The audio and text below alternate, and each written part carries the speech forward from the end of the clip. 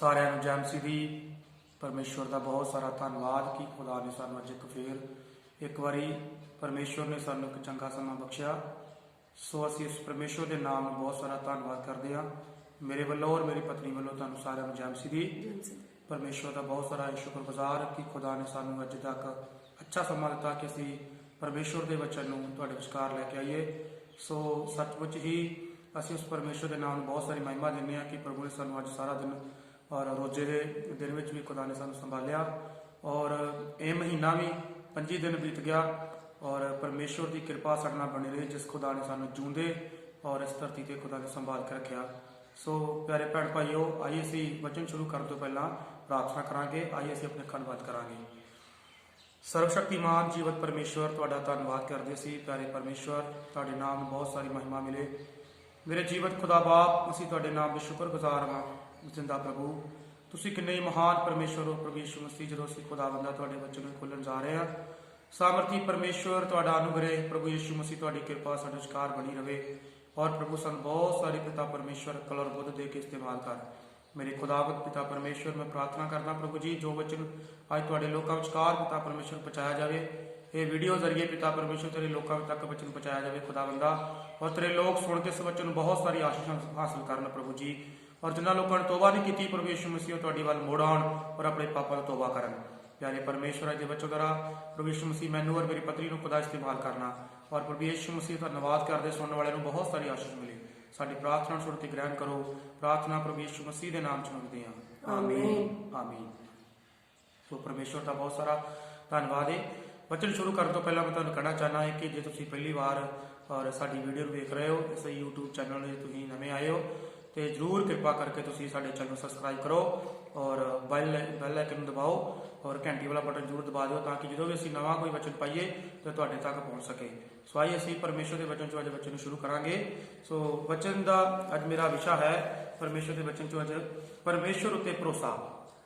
ਜਦੋਂ ਅਸੀਂ ਔਰ ਪਰਮੇਸ਼ਵਰ ਉੱਤੇ ਭਰੋਸਾ ਰੱਖਦੇ ਹਾਂ, ਸਾਨੂੰ ਕੀ ਕੀ ਫਾਇਦੇ ਹੁੰਦੇ ਨੇ। ਜੇਕਰ ਅਸੀਂ ਪਰਮੇਸ਼ਵਰ ਤੇ ਭਰੋਸਾ ਨਹੀਂ ਕਰਦੇ ਤੇ ਸਾਡੀ ਜ਼ਿੰਦਗੀਆਂ ਕਿਵੇਂ ਨਾਸ਼ ਵਾਲੇ ਪਾਸੇ ਨੂੰ ਜਾਂਦੀਆਂ ਨੇ। ਹਾਲੇਲੂਇਆ। ਸੋ ਆइए ਅਸੀਂ ਅੱਜ ਪਰਮੇਸ਼ਵਰ ਦੇ ਵਚਨ ਚੋਂ ਪੜਾਂਗੇ। ਪਰਮੇਸ਼ਵਰ ਤੇ ਭਰੋਸੇ ਦੇ ਬਾਰੇ ਮੈਂ ਤੁਹਾਨੂੰ ਵਚਨ ਸੁਣਾਉਣ ਜਾ ਰਿਹਾ। ਸੋ ਸਾਰਿਆਂ ਨੇ ਧਿਆਨ ਦੇ ਕੇ ਪਰਮੇਸ਼ਵਰ ਦੇ ਵਚਨ ਨੂੰ ਜ਼ਰੂਰ ਔਰ ਤੁਸੀਂ ਸੁਣੋ ਔਰ ਐਂਡ ਤੱਕ ਇਸ ਵਚਨ ਨੂੰ ਜ਼ਰੂਰ ਸੁਣਨਾ। ਕਿਰਪਾ ਕਰਕੇ ਤੁਸੀਂ ਸਾਰਾ ਵਚਨ ਜ਼ਰੂਰ ਸੁਣੋ, ਆਖਰੀ ਪ੍ਰਾਰਥਨਾ ਤੱਕ ਜ਼ਰੂਰ ਵਚਨ ਸੁਣਨਾ, ਤਾਂ ਕਿ ਤੁਹਾਨੂੰ ਵਚਨ ਸਮਝ ਆ ਸਕੇ ਔਰ ਇਸ ਵਚਨ ਦੁਆਰਾ ਤੁਸੀਂ ਬਹੁਤ ਸਾਰੀ ਆਸ਼ੀਸ਼ ਹਾਸਲ ਕਰੋ। ਹਾਲੇਲੂਇਆ। ਸੋ ਆइए ਅਸੀਂ ਪਰਮੇਸ਼ਵਰ ਦੇ ਵਚਨ ਚੋਂ ਪੜਾਂਗੇ। ਕਹਾਵਤਾਂ 3 ਅਧਿਆਏ ਉਹਦੀ 5 ਆਇਤ ਨੂੰ ਪੜਾਂਗੇ ਸੀ। ਨੀਤੀ ਵਚਨ 3 ਅਧਿਆਏ ਉਹਦੀ 5 ਆਇਤ ਨੂੰ ਜ਼ਰੂਰ ਪੜਾਂਗੇ ਵਚਨ ਵਿੱਚੋਂ।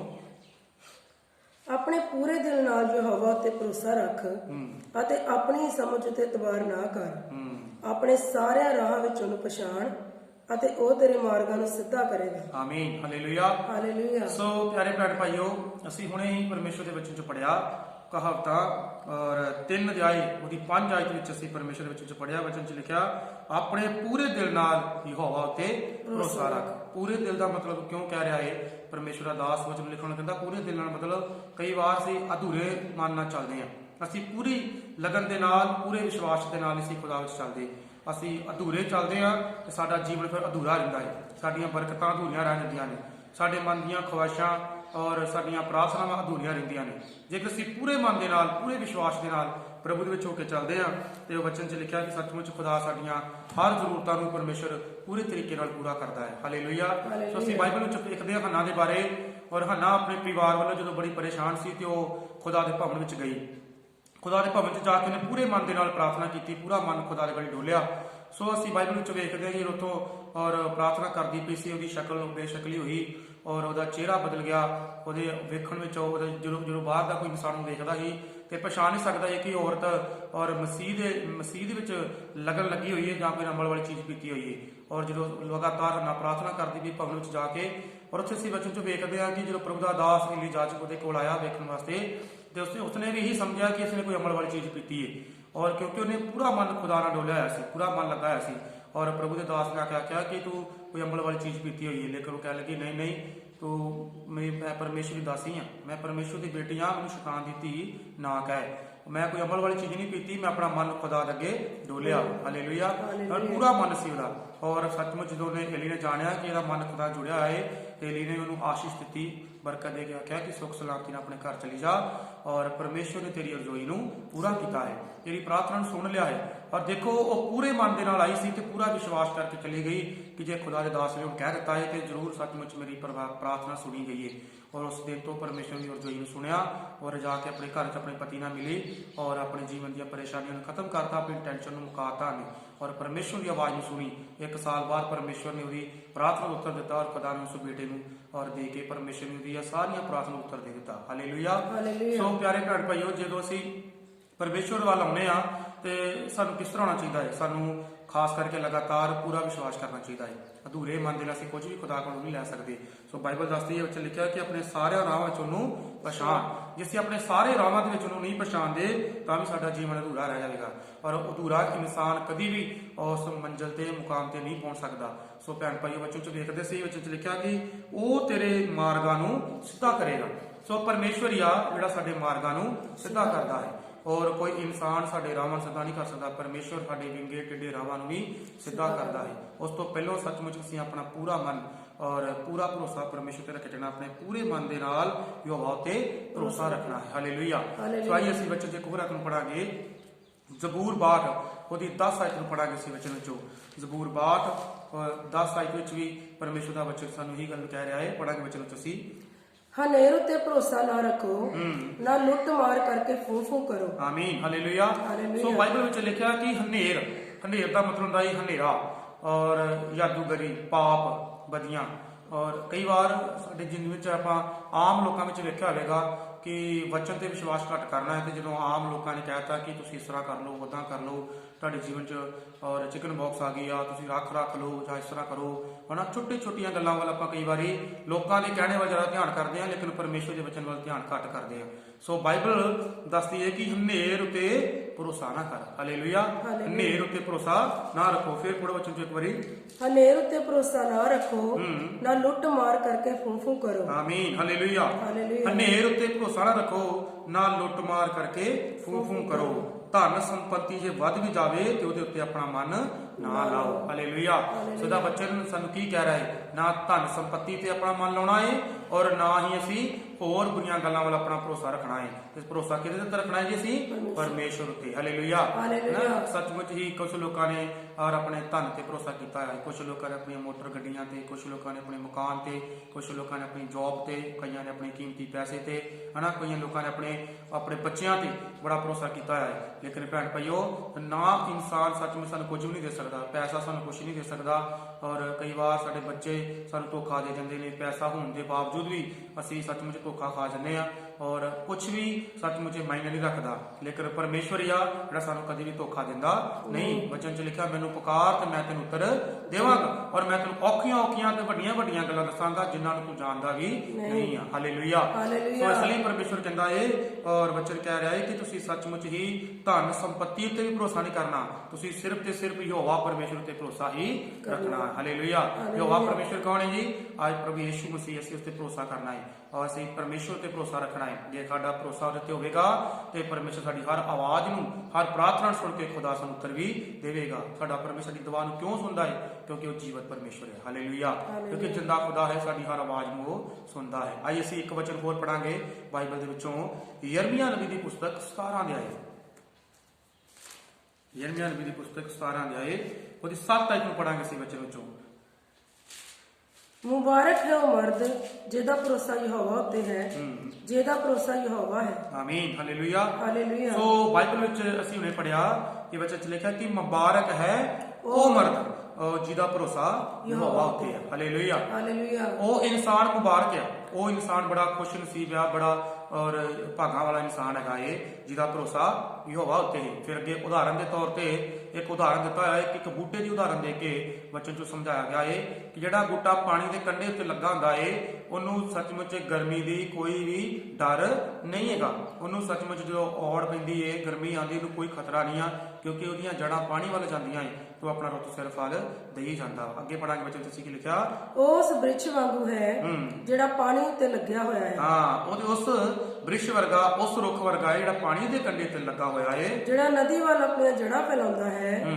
ਜਦ ਗਰਮੀ ਆਵੇ ਤਾਂ ਉਹਨੂੰ ਡਰ ਨਹੀਂ, ਸਗੋਂ ਉਹਦੇ ਪੱਤੇ ਹਰੇ ਰਹਿੰਦੇ ਹਨ। ਆਮੀਨ। ਹਾਂਜੀ, ਔੜ ਦੇ ਬਾਰੇ ਉਹਨੂੰ ਚਿੰਤਾ ਨਾ ਹੋਵੇਗੀ, ਨਾ ਉਹ ਫਲ ਲਿਆਉਣ ਤੋਂ ਰੁਕੇਗਾ। ਆਮੀਨ, ਹਾਲੇਲੂਇਆ। ਹਾਲੇਲੂਇਆ। ਸੋ ਬਾਈਬਲ ਵਿੱਚ ਲਿਖਿਆ ਕਿ ਸੱਚਮੁੱਚ ਅਸੀਂ ਇਸ ਤਰ੍ਹਾਂ ਦੇ ਬਣੀਏ, ਅਸੀਂ ਉਸ ਬੂਟੇ ਵਰਗੇ ਬਣੀਏ ਜਿਹੜਾ ਨਦੀ ਦੇ ਕੰਢੇ ਤੇ ਲੱਗਾ ਏ।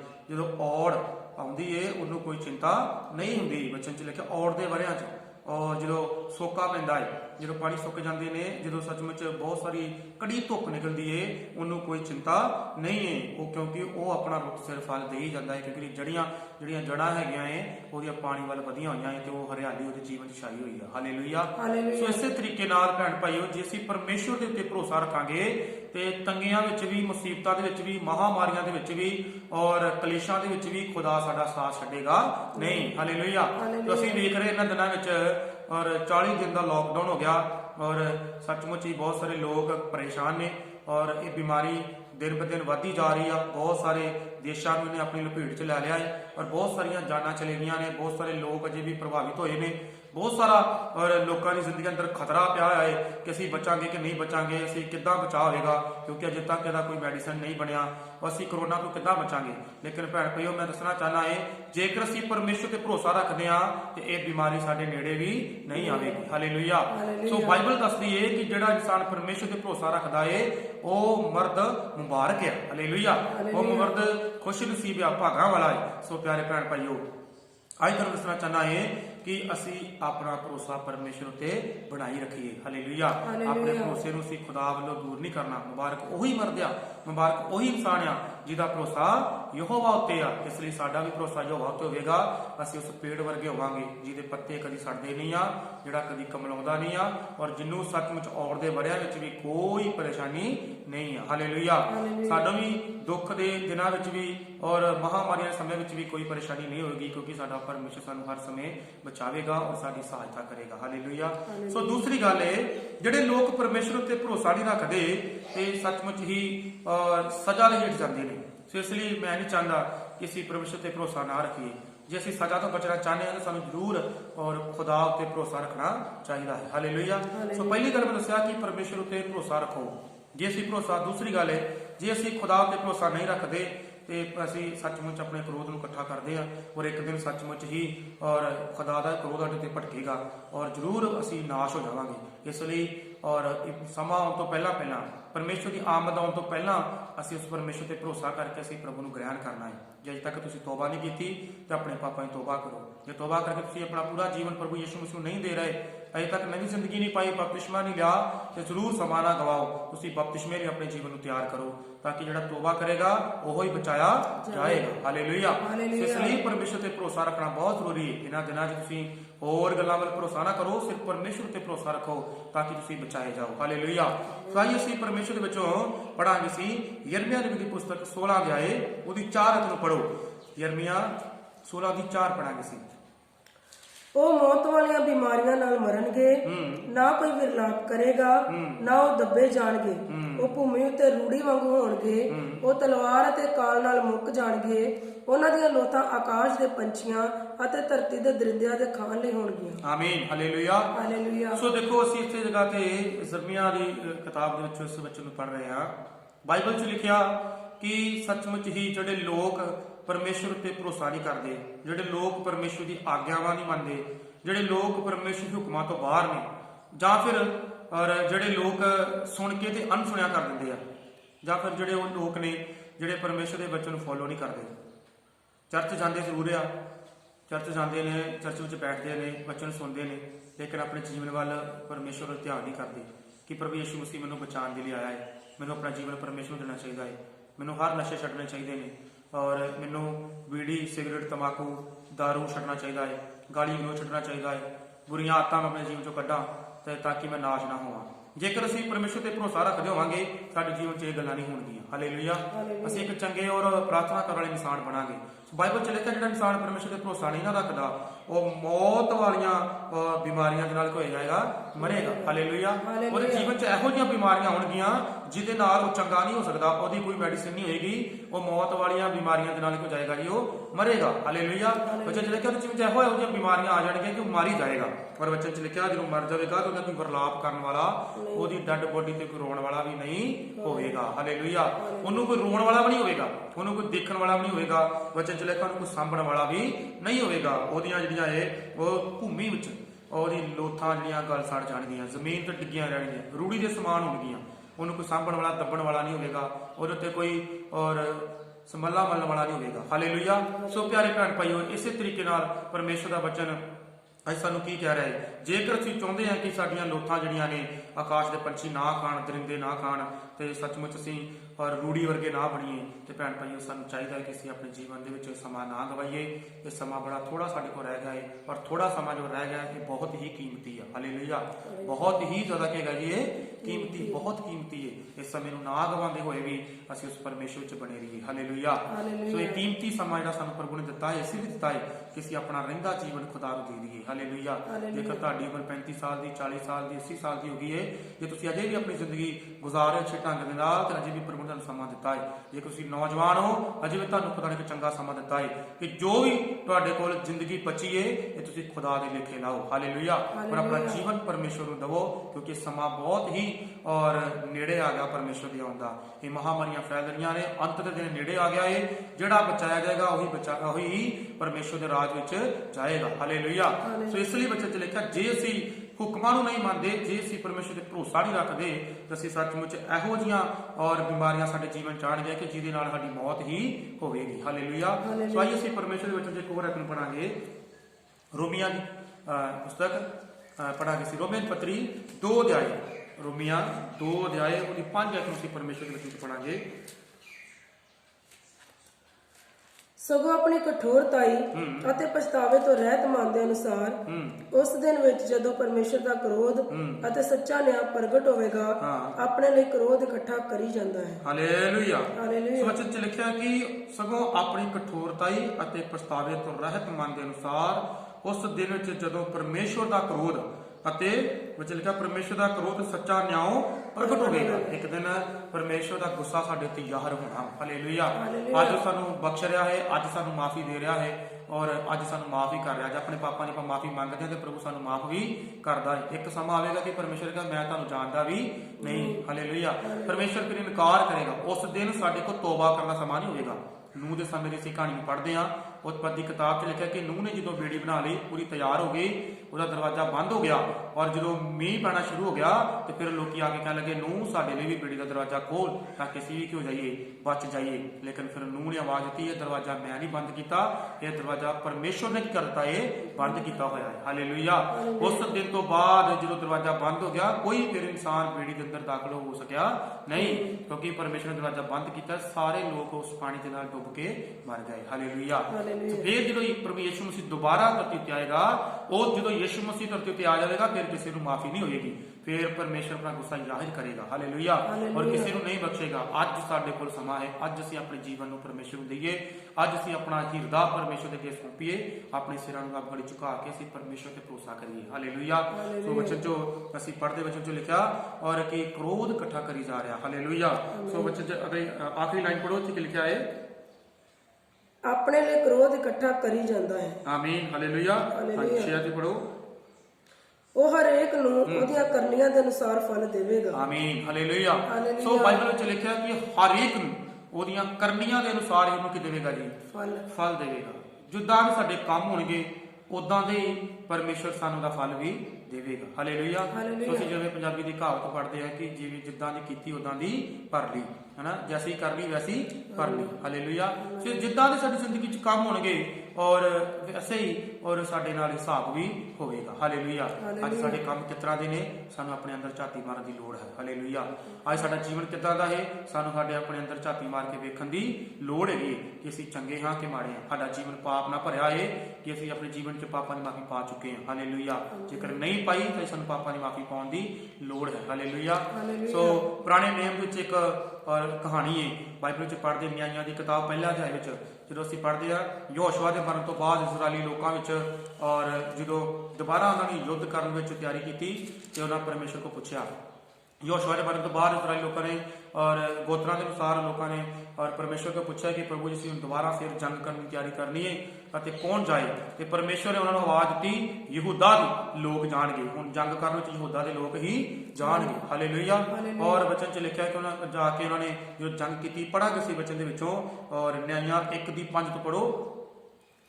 ਉਸ ਨੇ ਅਦੋਨੀ ਬਜਕ ਨੂੰ ਬਜਕ ਵਿੱਚ ਲੱਭਾ ਅਤੇ ਉਸ ਨਾਲ ਲੜੇ ਅਤੇ ਕਨਾਨੀਆਂ ਔਰ ਫਰਿਜੀਆਂ ਨੂੰ ਮਾਰਿਆ। ਆਮੀਨ। ਹਾਲੇਲੂਇਆ। ਹਾਲੇਲੂਇਆ। ਸੋ ਬਾਈਬਲ ਵਿੱਚ ਵੇਖਦੇ ਹਾਂ ਕਿ ਉਹਨਾਂ ਨੇ ਯੁੱਧ ਕਿਹੜਾ ਲੋਕਾਂ ਨਾਲ ਕੀਤਾ ਜੀ?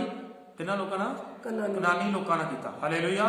ਯੁੱਧ ਜਦੋਂ ਉਹਨਾਂ ਨੇ ਕਨਾਨੀ ਲੋਕਾਂ ਨਾਲ ਕੀਤਾ ਤਾਂ ਵਚਨ 'ਚ ਲਿਖਿਆ ਉਹਨਾਂ ਨੇ ਕਨਾਨੀਆਂ ਨੂੰ ਵੀ ਮਾਰਿਆ, ਔਰ ਵਚਨ 'ਚ ਲਿਖਿਆ ਉਹਨਾਂ ਨੇ ਕਨਾਨੀਆਂ ਨੂੰ ਵੀ ਫਰਿਜੀਆਂ। ਹਾਂ ਹਾਲੇਲੂਇਆ। ਔਰ ਫਰਿਜੀ ਲੋਕਾਂ ਨੂੰ ਇਹਨਾਂ ਨੇ ਮਾਰਿਆ, ਔਰ ਵਚਨ 'ਚ ਲਿਖਿਆ ਕਿ ਅਦੋਨੀ ਬਚਕ ਜਿਹੜਾ ਸੀ ਉਹਨਾਂ ਦੇ ਅੱਗੇ ਲੱਗ ਕੇ ਭੱਜ ਨਿਕਲਿਆ। ਅਦੋਨੀ ਅੱਗੇ ਲੱਗ ਕੇ ਆਪਣੀ ਜਾਨ ਨੂੰ ਬਚਾਉਣ ਵਾਸਤੇ ਭੱਜਿਆ, ਔਰ ਉਹਨਾਂ ਨੇ ਪਿੱਛਾ ਕਰਕੇ ਅਦੋਨੀ ਬਚਕ ਨੂੰ ਫੜ ਲਿਆ। ਹਾਲੇਲੂਇਆ। ਉਹਨਾਂ ਨੇ ਪਿੱਛਾ ਕੀਤਾ, ਹੋ ਸਕਦਾ ਬਹੁਤ ਜ਼ਿਆਦਾ ਦੌੜਿਆ ਹੋਵੇਗਾ, ਆਪਣੀ ਜਾਨ ਬਚਾਉਣ ਦੀ ਕੋਸ਼ਿਸ਼ ਕੀਤੀ ਹੋਵੇਗੀ, ਜ਼ਿਆਦਾ ਦੌੜਦਾ ਸੀ, ਫੁਰਤੀ ਵਾਲਾ ਸੀ, ਔਰ ਆਪਣੇ ਆਪ ਨੂੰ ਬਚਾਉਣ ਦੀ ਕੋਸ਼ਿਸ਼ ਕੀਤੀ। ਲੇਕਿਨ ਯਹੂਦਾ ਦੇ ਲੋਕਾਂ ਨੇ ਵੀ ਫੁਰਤੀ ਦੇ ਨਾਲ ਪਿੱਛਾ ਕਰਕੇ ਉਹਨੂੰ ਫੜ ਲਿਆ, ਔਰ ਜਦੋਂ ਫੜ ਲਿਆ ਫਿਰ ਅੱਗੇ ਵਚਨ 'ਚ ਪੜੋ 6 ਵਿੱਚ ਕੀ ਲਿਖਿਆ ਹੈ? ਪਰ ਅਦੋਨੀ ਬਜਕ ਭੱਜ ਗਿਆ ਔਰ ਉਹਨਾਂ ਨੇ ਉਸ ਦਾ ਪਿੱਛਾ ਕੀਤਾ ਔਰ ਉਸ ਨੂੰ ਫੜ ਕੇ ਉਸ ਦੇ ਹੱਥਾਂ ਨਾਲੇ ਪੈਰਾਂ ਦੇ ਅੰਗੂਠੇ ਵੱਢ ਸੁੱਟੇ। ਆਮੀਨ। ਹਾਲੇਲੂਇਆ। ਜਦੋਂ ਅਦੋਨੀ ਬਜਕ ਨੂੰ ਫੜ ਲਿਆ ਤੇ ਉਹਦੇ ਹੱਥਾਂ ਦੇ ਤੇ ਪੈਰਾਂ ਦੇ ਅੰਗੂਠਿਆਂ ਨੂੰ ਕੀ ਕੀਤਾ? ਉਹਨਾਂ ਨੇ ਵੱਢ ਦਿੱਤਾ, ਔਰ ਹੱਥਾਂ ਦੇ ਅੰਗੂਠਿਆਂ ਨੂੰ ਵੀ ਪੈਰਾਂ ਦੇ ਅੰਗੂਠਿਆਂ ਨੂੰ ਵੀ ਵੱਢ ਦਿੱਤਾ। ਔਰ ਕਿਉਂ ਵੱਢ ਦਿੱਤਾ? ਕਿਉਂਕਿ ਉਹ ਦੌੜਦਾ ਸੀ। ਜਦੋਂ ਇਨਸਾਨ ਦੇ ਹੱਥਾਂ ਪੈਰਾਂ ਦੇ ਅੰਗੂਠੇ ਵੱਢੇ ਜਾਣ, ਇਨਸਾਨ ਆਟੋਮੈਟਿਕਲੀ ਹੌਲੀ ਹੋ ਜਾਂਦਾ ਹੈ, ਸਲੋ ਹੋ ਜਾਂਦਾ ਇਨਸਾਨ। ਔਰ ਜਦੋਂ ਇਨਸਾਨ ਸਲੋ ਹੋ ਜਾਵੇ ਕੋਈ ਵੀ ਕੰਮ ਨਹੀਂ ਸਹੀ ਢੰਗ ਨਾਲ ਕਰ ਸਕਦਾ। ਪਹਿਲੀ ਤੇ ਗੱਲ ਉਹ ਮਰ ਜਾਂਦਾ ਹੈ ਔਰ ਆਪਣੀ ਦਰਦ ਨੂੰ ਸਹਿ ਕੇ। ਜੇਕਰ ਦਰਦ ਸਹਿਣ ਦੀ ਸ਼ਕਤੀ ਰੱਖਦਾ ਹੈ ਤੇ ਫਿਰ ਉਹ ਇਨਸਾਨ ਅੱਛੇ ਢੰਗ ਦੇ ਨਾਲ ਕੋਈ ਕੰਮ ਨਹੀਂ ਕਰ ਸਕਦਾ। ਕੋਈ ਪਾਣੀ ਦਾ ਗਲਾਸ ਵੀ ਸਹੀ ਢੰਗ ਨਾਲ ਨਹੀਂ ਫੜ ਸਕਦਾ, ਆਪਣੀ ਮੁੱਠੀ ਨੂੰ ਚੰਗੀ ਤਰ੍ਹਾਂ ਬੰਦ ਨਹੀਂ ਕਰ ਸਕਦਾ, ਕਿਉਂਕਿ ਇਕੱਲੀ ਉਂਗਲਾਂ ਨਾਲ ਮੁੱਠੀ ਨਹੀਂ ਬੰਦੀ, ਅੰਗੂਠਾ ਨਾਲ ਹੋਵੇ ਤੇ ਫਿਰ ਕੀ ਬੰਦੀ ਹੈ ਜੀ? ਮੁੱਠਾ ਬੰਦਾ। ਹਾਲੇਲੂਇਆ। ਨਾ ਪੈਰਾਂ ਨਾਲ ਸਹੀ ਢੰਗ ਨਾਲ ਚੱਲ ਸਕਦਾ। ਉਹਦੀ ਜ਼ਿੰਦਗੀ ਸਲੋ ਕਰ ਦਿੱਤੀ। ਯਹੂਦੀ ਲੋਕਾਂ ਨੂੰ ਮਾਰੂ ਹੱਥਾਂ ਪੈਰਾਂ ਦੇ ਅੰਗੂਠੇ ਵੱਢ ਦਿੱਤੇ। ਫਿਰ ਉਹੀ ਬੰਦਾ ਦਰਦ ਨੂੰ ਸਹਿੰਦਾ ਹੋਇਆ ਅਦੋਨੀ ਬਚਕ ਕਹਿ ਰਿਹਾ ਏ, ਅਦੋਨੀ ਬਚਕ ਕਹਿੰਦਾ ਹੈ ਕਿ ਮੈਂ 70 ਪਾਤਸ਼ਾਹਾਂ ਦੇ ਹੱਥਾਂ ਦੇ ਪੈਰਾਂ ਦੇ ਅੰਗੂਠਿਆਂ ਨੂੰ ਕੀਤਾ ਸੀ, ਵੱਢਿਆ ਸੀ, ਮੈਂ ਵੀ ਇਹ ਕੰਮ ਕੀਤਾ ਸੀ। ਔਰ ਪੜੋ ਵਚਨ ਨੂੰ ਅੱਗੇ ਕੀ ਲਿਖਿਆ 7 ਆਇਤ ਵਿੱਚ?